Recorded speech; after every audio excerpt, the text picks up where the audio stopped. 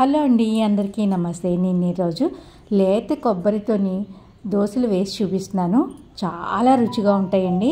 మనం ఎప్పుడైనా కొబ్బరి నీళ్ళు తెచ్చుకున్నప్పుడు లేత కొబ్బరి కూడా తెచ్చుకోండి. ఇలాగ దోశలు వేసుకొచ్చండి, చాలా రుచిగా ఉంటాయి.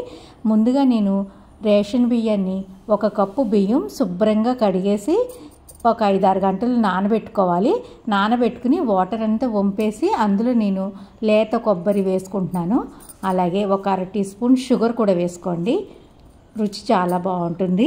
అలాగే కొబ్బరి నీళ్ళు, వాటర్ బదులు కొబ్బరి నీళ్ళు వేస్తున్నాను.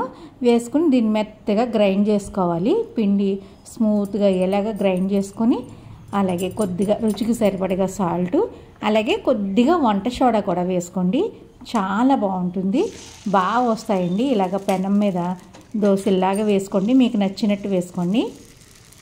నేను అప్పంలాగా వేస్తున్నాను. వేసి మూత పెట్టి ఒకవైపు మాత్రమే కాలనివ్వాలి. దీన్ని చాలా రుచిగా ఉంటుందండి, కమ్మగా, చాలా టేస్టీగా ఉంటుంది.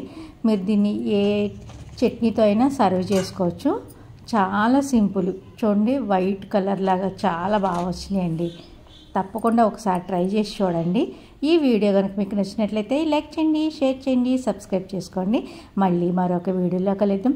అంతవరకు బై బై ఫ్రెండ్స్.